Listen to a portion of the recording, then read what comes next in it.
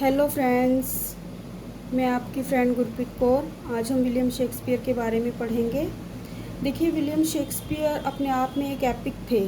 ठीक है, जब भी हम लिटरेचर के स्टूडेंट हमें कोई कॉम्पिटिटिव एग्ज़ाम देना है या कोई एंट्रेंस टेस्ट देना है तो हमें विलियम शेक्सपियर को पढ़ना ही होता है। अगर हम किसी भी चीज़ को एक क्रैमिंग से लर्न करते हैं तो वो हमारी शॉर्ट टर्म मेमोरी में रहता है, जो मेरा एक्सपीरियंस है। पर अगर हम किसी चीज़ को स्टोरी की तरह लर्न करते हैं तो वो हमें लाइफ लॉन्ग याद रहता है। तो आज हम विलियम शेक्सपियर को स्टोरी की तरह पढ़ेंगे यहाँ पे। देखिए, विलियम शेक्सपियर का बर्थ जो था वो 23 अप्रैल 1564 में हुआ था। ठीक है, कहाँ पे हुआ था? यूके में हुआ था, इंग्लैंड में हुआ था, स्टर्टफोर्ड अपॉन एवोन में।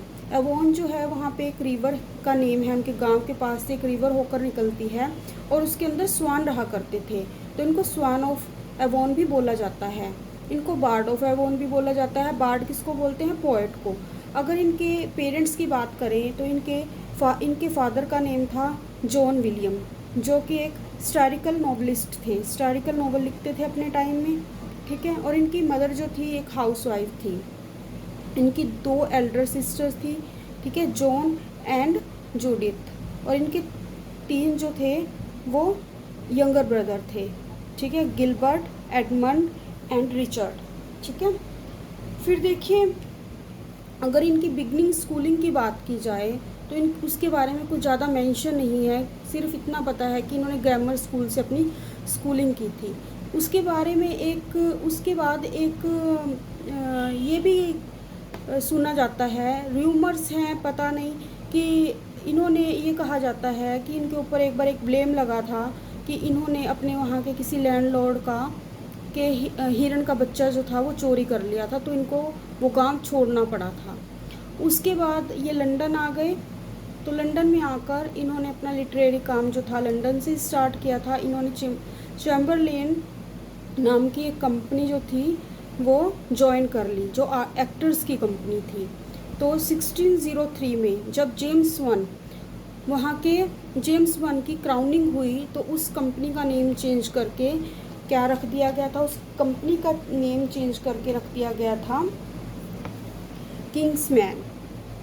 ठीक है, तो उसके बाद देखिए, अब ये यहाँ पे बात आ गई। अगर इनके स्पाउस की बात की जाए तो इनकी वाइफ का नाम था एनी हैथावे, और जिससे इनको 3 बच्चे हुए थे, सुसैन, जूडिथ और हैमलेट और जूडिथ जो थे वो ट्विंस थे। ठीक है, हैमलेट की डेथ 11 ईयर्स में हो गई थी। 11 साल का जब वो था इनका बेटा, तो उसकी डेथ हो गई थी। ठीक है, और इनकी जो वाइफ थी वो इनसे 8 साल बड़ी थी। इनकी मैरिज हुई थी जब ये 18 ईयर्स के थे, 18 साल के थे, और वो 26 साल की थी, तब इनकी मैरिज हुई थी। कई बार ये क्वेश्चन आ जाता है पेपर में कि एनी की एज कितनी थी जब इनकी मैरिज हुई और शेक्सपियर की एज क्या थी उस टाइम। ठीक है, तो इन्होंने लिखना कब स्टार्ट किया? बेसिकली इन्होंने लिखना स्टार्ट किया था लेट 80s में, और लेट 80s में 1580s में लेट में स्टार्ट किया था इन्होंने लिखना।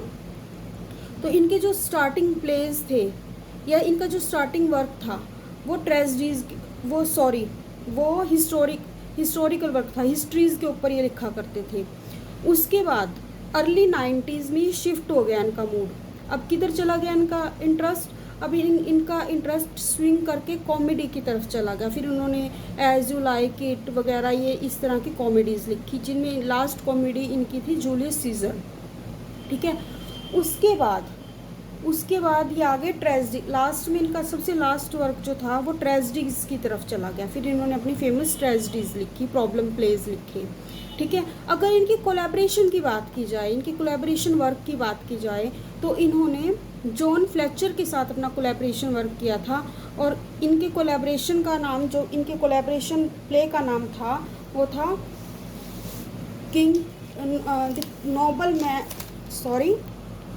तो इनकी कोलैबोरेशन का नाम था द 2 नोबल किंग्समैन। ठीक है, अब देखिए 1592 और 3 के बीच में आई थिंक वहाँ पे क्या हुआ, प्लेग आ गया था। तो ड्यूरिंग दैट टाइम ये इनका मूड जो हो गया था, शिफ्ट हो गया था पोइट्री की तरफ। पोइट तो थे ये, पोइट्री, फिर उन्होंने पोइट्री लिखी। ठीक है। इन्होंने मोर देन 154 इन्होंने 154 के आसपास सोनेट्स लिखी, जिनमें 2 नरेटिव लॉन्ग नरेटिव पोइम्स हैं इनकी, ठीक है। अब देखिए इनकी जो सोनेट्स थी वो बेसिकली अब पब्लिश तो हो चुकी थी वो, पर इन्होंने इस पर्पज़ से पब्लिश कराने के पर्पज़ से वो नहीं लिखी थी। इन्होंने वो लिखी थी अपनी पर्सनल, जैसे पर्सनल डायरी लिखते हैं हम, तो इन्होंने पर्सनल अपने जो इनके इंटरेस्ट थे, जो इनके मूड थे, जो इनके दिमाग में चलता था, ये जो अपनी फीलिंग थी, जैसे पोइट अपनी फीलिंग्स लिखता है किसी के लिए, हम अपनी फीलिंग किसी के लिए पर्सनल लिखें, तो वो इनकी वो सोनेट्स वो हैं, ठीक है। जो इन्होंने कुछ तो हैं डेडिकेट की हुई हैं डार्क लेडी को, और कुछ एक किसी वाइट मैन को की हुई हैं, ठीक है। अब देखिए इन्होंने दो लॉन्ग नरेटिव पोइम्स लिखी थी, वीनस, एक तो थी वीनस एंड एडोनिस, जो इन्होंने लिखी थी रॉयल राइम रॉयल स्टांजाज में, ठीक है, जिसके अंदर 6 लाइन के स्टांजाज होते हैं। और दूसरी इन्होंने लिखी थी द रेप ऑफ लक्रे, ठीक है, जो कि 7 लाइन के स्टांजाज में लिखी थी, जिसको आई थिंक स्पेंसेरियन स्टांजाज बोलते हैं, ठीक है। तो ये उसमें लिखी थी इन्होंने। अब देखिए इनका कंट्रीब्यूशन इतना ज़्यादा है इंग्लिश लिटरेचर के अंदर कि इन्होंने मोर देन 17,000 जो है इंग्लिश लिटरेचर को वर्ड्स दिए थे, डिक्शनरी वर्ड्स दिए थे, ठीक है। कितनी सारी फ्रेजल वर्ब्स दिए थे, जिनमें से कुछ हैं जैसे the ice breaking, the heart of gold हैं, और कुछ लाइंस है फेमस लाइंस जैसे what is in the name, ठीक है, जो आई थिंक जो रोमियो एंड जूलियट की है, और एक frailty thy name is women, ठीक है। तो इस तरह की लाइंस फेमस लाइंस हैं जो हर एक को पता है, हम डे टू डे उसमें भी यूज़ करते हैं कुछ वर्ड्स जो फेमस वर्ड शेक्सपियर ने दिए थे, ठीक है। जो मेन काम था, इन्होंने अपना मेन वर्क जो था वो 1606 और 7 के बीच में कर दिया था। उसके बाद इनका लिटरेरी वर्क जो था वो थोड़ा स्लो हो गया, ठीक है। फिर ये वहाँ से छोड़कर वापस स्टर्डफोर्ड आ गए थे कुछ टाइम बाद, और फिर ये लास्ट अपनी डेथ तक स्टर्डफोर्ड में ही अपने गांव में ही रहे थे, जहाँ इन्होंने एक बड़ा सा घर खरीद लिया था। देखिए सॉरी टू से बट जो प्लेग थी, मैं नहीं चाहती कि मैं आपको कुछ भी गलत बताऊँ यहाँ पे, जो प्लेग थी वो 1593 में आई थी, जो 1594 तक रही थी। जो मैंने गलती से 1592 बोल दिया था, तो मैंने चेक करके बोला है, मुझे डाउट था इस डेट के ऊपर। मैं नहीं चाहती कि कल को अगर आपके एग्ज़ाम में आए तो आप उसको गलत कर जाएं, ठीक है। अगर इनके फेमस ट्रेजेडीज़ की बात करी जाए तो आप उसको होकम से भी याद रख सकते हो, HOKM, Hamlet, Othello, King Lear और मैकबेथ। एक और था कोरोनियस, जो कि एक आई थिंक ग्रीक प्ले भी है, जिसको ग्रीक रोमन प्ले भी बोलते हैं हम, ठीक है। क्लियोपेट्रा भी रोमन प्ले था इनका। तो बाकी जो इनके प्लेस के बारे में बात की जाए वो हम क्योंकि बहुत वास्ट है आगे, तो ये तो इनकी मतलब मैंने जनरल बताया आपको, जो इनकी लाइफ स्टोरी थी वो मैंने आपको जनरल बताई है कि इन्होंने 37 प्लेज लिखे, 154 सोनेट लिखी, और किसके साथ इन्होंने कोलैबोरेशन की, कौन सी 2 लॉन्ग नरेटिव पोएम्स लिखी, कब प्लेग आया। और एक और बात बताऊं मैं आपको कि ये ग्लोब थिएटर के साथ जुड़े हुए थे, ठीक है। और ग्लोब थिएटर में 1613 में आग लग गई थी हेनरी 8 प्ले की रिहर्सल के टाइम, और फिर उसको रेनोवेट किया गया था 1614 में दोबारा से, ठीक है। 1660 में 23 अप्रैल को इनकी डेथ हो गई थी, ठीक है। इनकी डेथ के रीजंस जो हैं वो अनक्लियर हैं, उनके बारे में कुछ क्लियरिटी नहीं है कि कैसे, क्यों और क्या रीज़न थे, वटएवर इनके हेल्थ इश्यूज़ क्या थे, तो वो कुछ क्लियर नहीं है।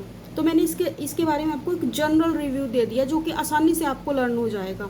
अब इसके प्लेस के बारे में बात करें तो मैं 1 बाय 1 वीडियो करके आपको डालती रहूँगी ईजी, ताकि आपको करेक्टर भी याद होते रहे, स्टोरी भी याद होती रहे, और कौन से टाइम में वो था, कौन से टाइम में वो पब्लिश हुए, कौन से टाइम में वो परफॉर्म किए गए, वो सब मैं डालूँगी, और बिल्कुल क्रोनोलॉजिकल ऑर्डर में डालेंगे, ठीक है, ताकि आपको सब कुछ रिटेन रहे माइंड में, ठीक है। तो आज का टॉपिक आई थिंक जितना मैंने बताना था वो कवर हो चुका है।